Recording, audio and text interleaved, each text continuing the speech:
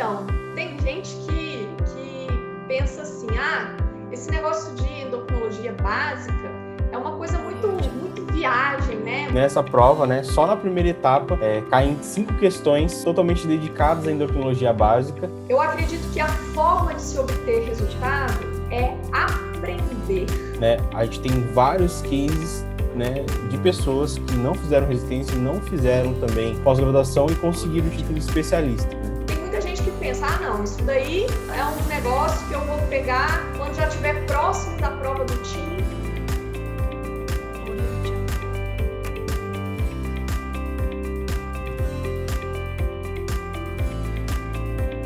Olá, seja muito bem-vindo, bem-vinda a mais um episódio do podcast Rumo ao TIM. A gente está aqui para te mostrar os caminhos para que você obtenha o seu título de especialista em endocrinologia. Eu sou a doutora Monalisa Azevedo e eu estou aqui com o Brian Ramires, que sou eu, esse que vos fala. E hoje o tema desse podcast é como estudar endocrinologia básica para a prova de título de especialista em endocrinologia, a prova do TIM.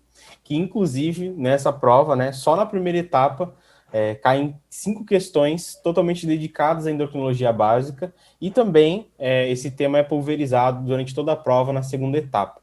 Mas eu estou aqui para perguntar para a Monalisa o que seria essa endocrinologia básica?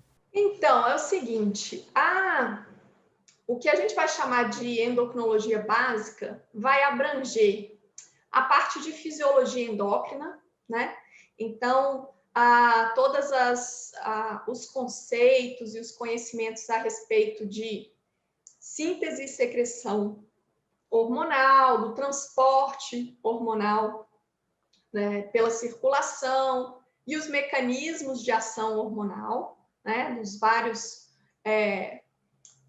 conjuntos de hormônios. E também a parte de genética molecular aplicada à endocrinologia. Então, as mutações, as doenças hereditárias, os contextos, de alterações genéticas relacionadas à endocrinologia. Então, quando você, Brian, fala de endobásica pulverizada na prova, isso significa que, na verdade, assim, os conceitos de endocrinologia básica, eles estão inseridos dentro de grande parte das questões da prova, Porque a parte de fisiologia, ela é a base para o conhecimento da fisiopatologia das doenças. E as doenças genéticas, então a parte de genética molecular, as doenças genéticas são muito importantes na endocrinologia, A gente tem várias condições que são, na verdade, doenças hereditárias, com contexto de alterações genéticas, inclusive com aplicação clínica, prática e direta. Então, assim, a possibilidade da gente investigar defeitos genéticos, ela tem se tornado cada vez mais frequente, Isso, então, dentro da endocrinologia, isso é uma realidade da prática. Portanto, a endocrinologia básica, ela está inserida dentro da abordagem das várias doenças endócrinas. Então, é por isso que a gente gosta de falar aqui que a endobásica está pulverizada, na prova. Pois é, e agora fica a pergunta, se ela está pulverizada, se ela está, de certa forma, intrínseca em outros assuntos, como é que se faz para estudar a endobásica? Então, tem gente que pensa assim, esse negócio de endocrinologia básica é uma coisa muito viagem, Muito assim, cheio das coisas lá que você tem que decorar, um monte de coisa de genética, de mutação, de sei lá o quê, de receptor nuclear tipo 2, tarará. E aí, assim, tem muita gente que pensa, não, isso daí é um negócio que eu vou pegar quando já estiver próximo da prova do TIM, eu vou reservar ali um período de tempo que eu vou falar, agora eu vou estudar só endobásica. e de preferência próximo da prova, que é para eu não esquecer. E aí, E assim, será que funciona?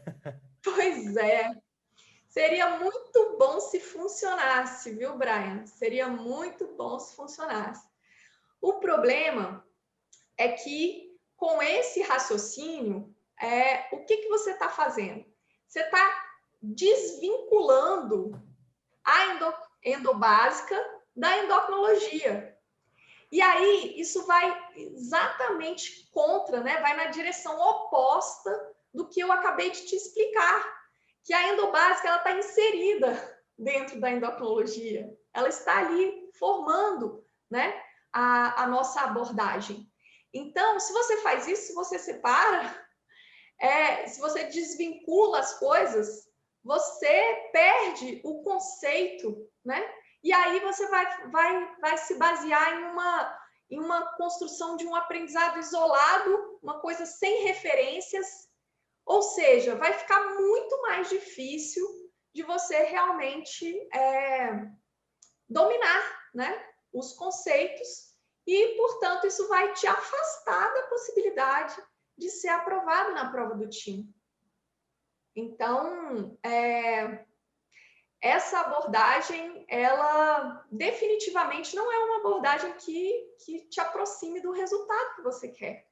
E eu acredito que, de qualquer forma, tentar decorar esses assuntos maiores que, de certa forma, contém a endocrinologia básica também não seja uma boa estratégia, né? Ou estou errado? Tipo, os tipos de mutações, etc. Pois é. Então, essa coisa de decorar, né? Decorar os conceitos, com essa abordagem, as chances são que na hora da prova você vai se confundir e aí vai acabar errando as questões. Isso também traz, né, uma angústia, porque quando você está lá fazendo a prova, aí você fala assim, opa, peraí, nossa, como é que é isso aqui mesmo? Você tinha decorado, né? E aí, de repente, começa a misturar tudo, as coisas, já começa a não saber, né? Opa, mas isso aqui era daqui? Não, era de lá. Enfim, então,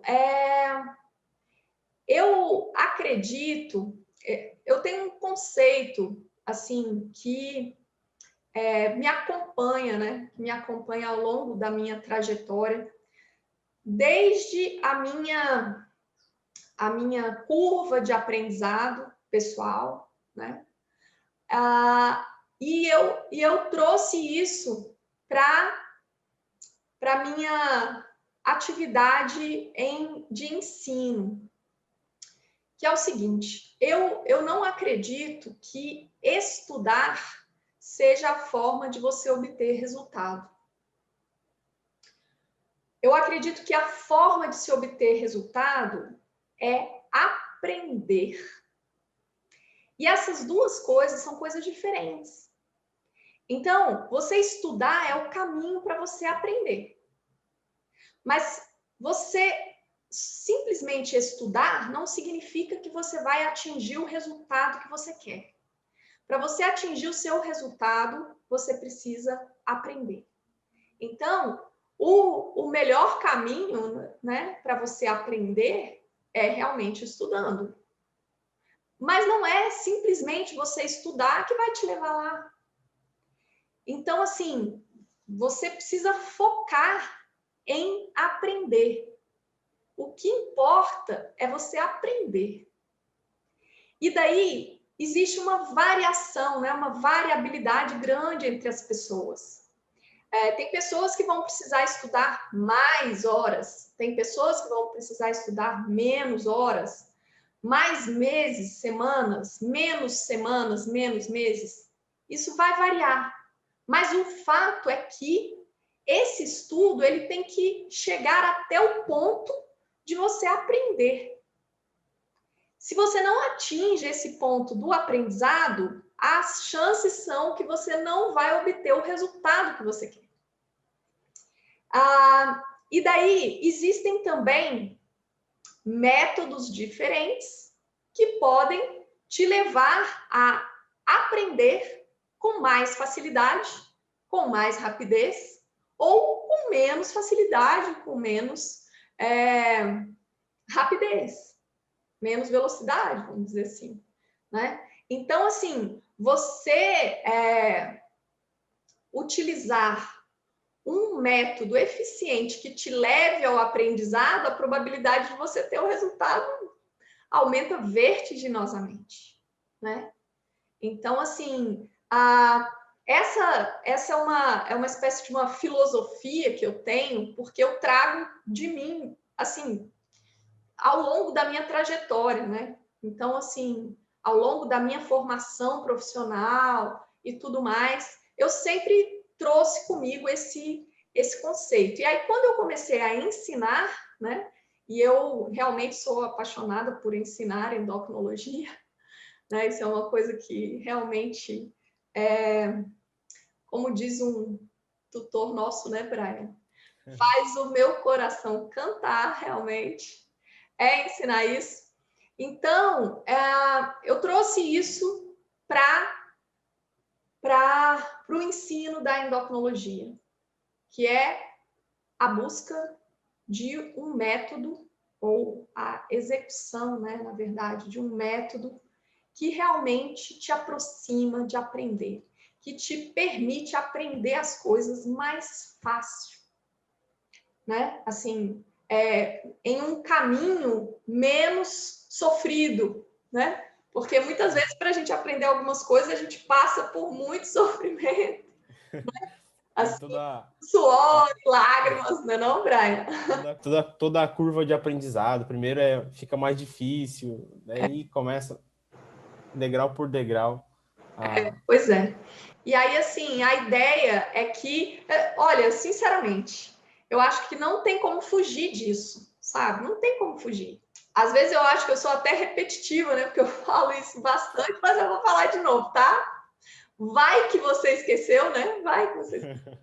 Então é o seguinte, eu acredito, assim, o que eu defendo é a formação de bons profissionais.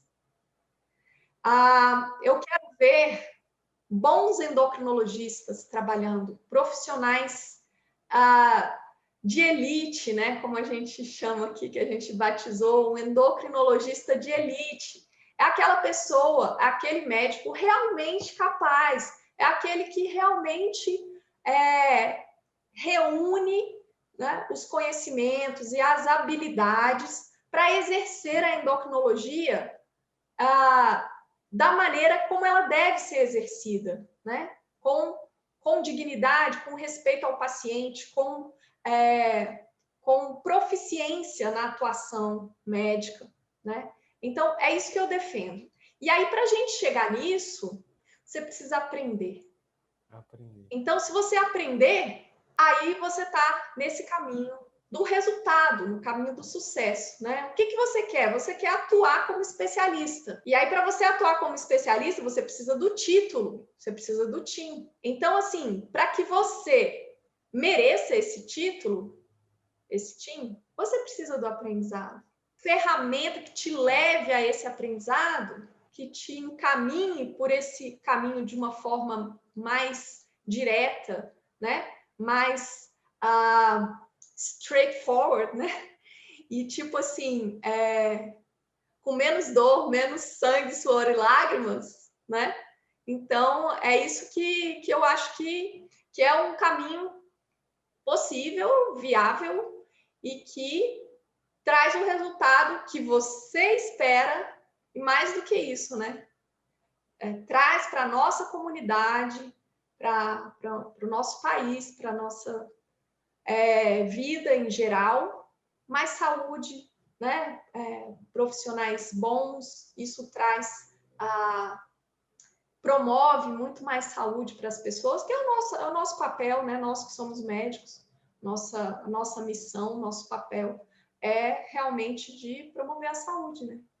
Então, assim, estou bem filosófica hoje, mas é isso. Você falou de essa questão do aprendizado, né? Mas eu acho que vale também relembrar, vai soar também repetitivo, mas que, para aqueles que não sabem, que não necessariamente é para aprender você precisa de uma pós-graduação, não necessariamente para aprender você precisa ter passado pela residência médica, né? A gente tem vários cases, né, de pessoas que não fizeram residência, não fizeram também pós-graduação e conseguiram o título de especialista, né?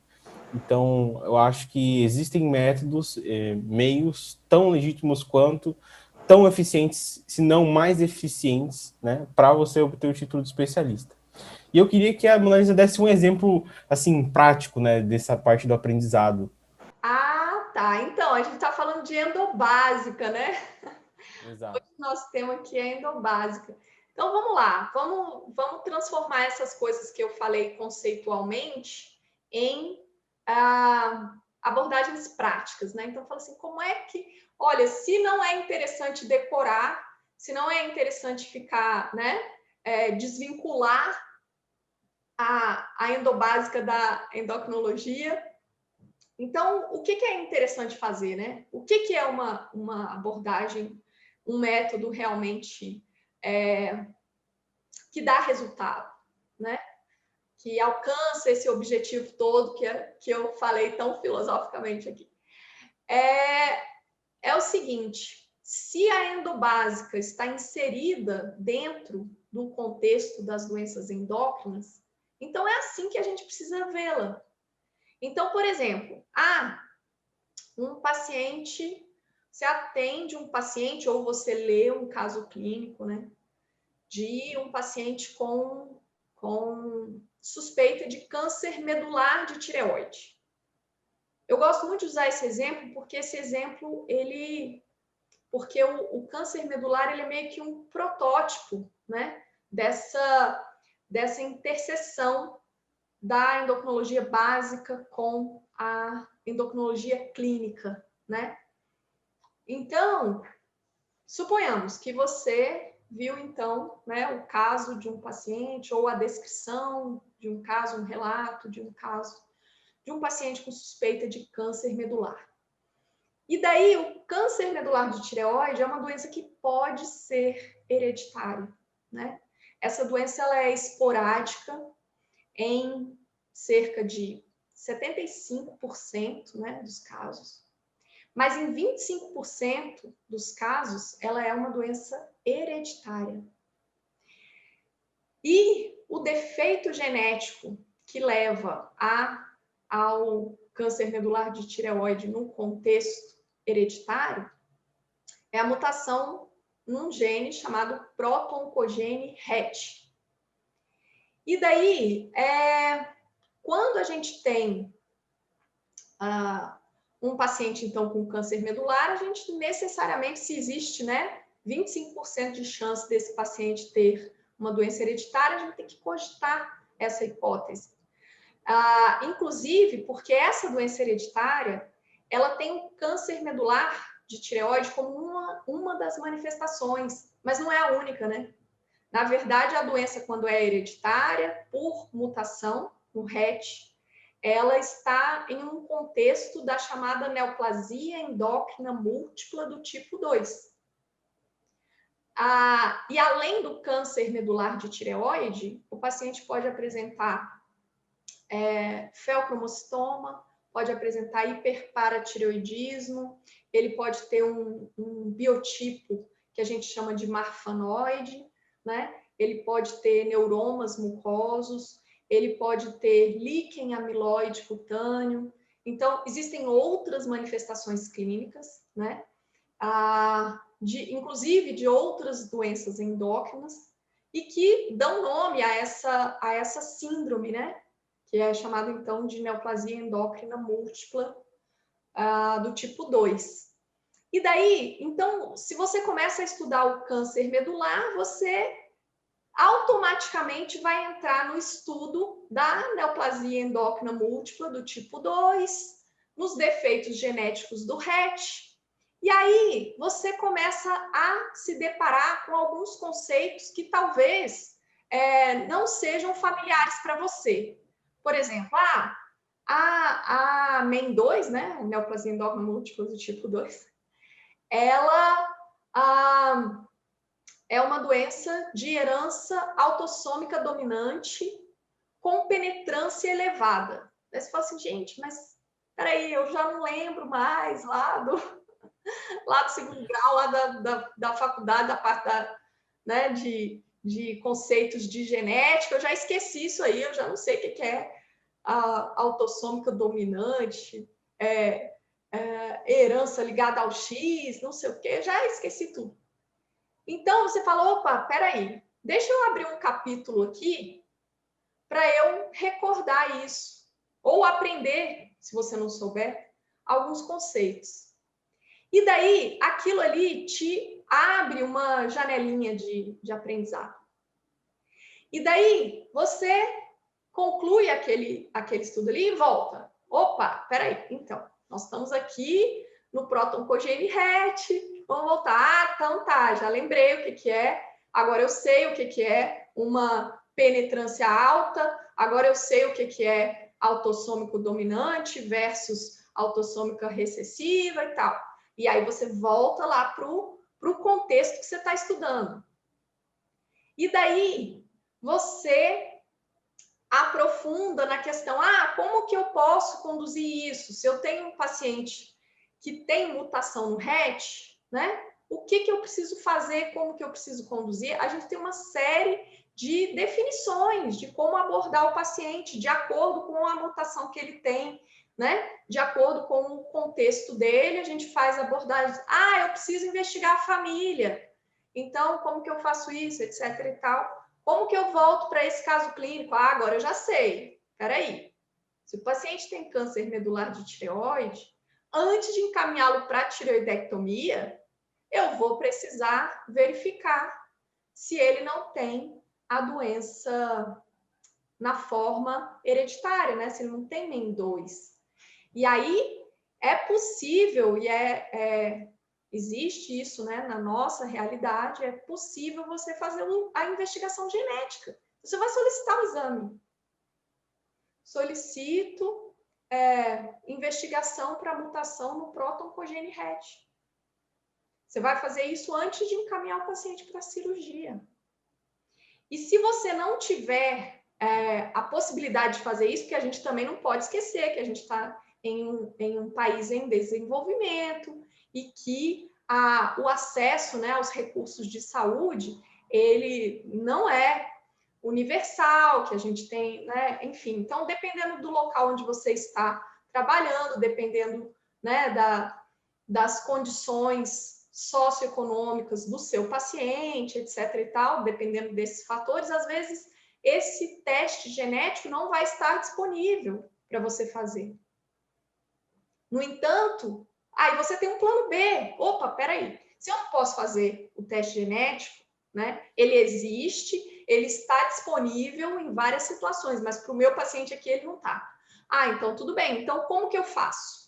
Eu vou simplesmente ignorar a possibilidade do paciente ter MEN2? De forma nenhuma.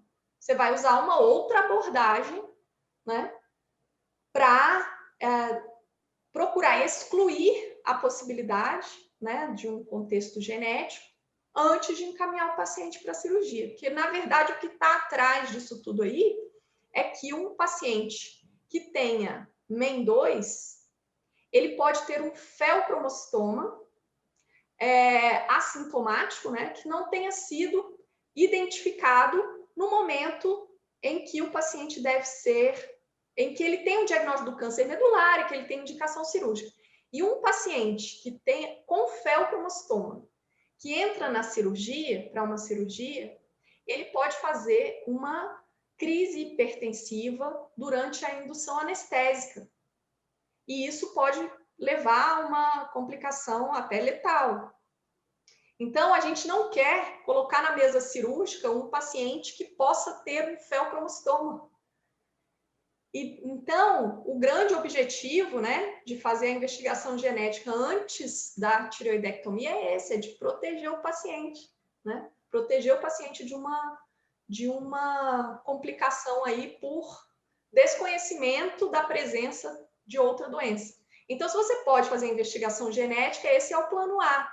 Mas se você não pode fazer a investigação genética, E se você tem os conhecimentos, né?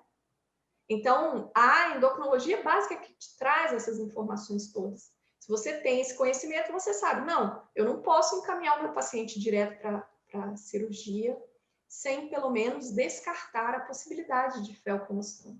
Então, assim, você traz para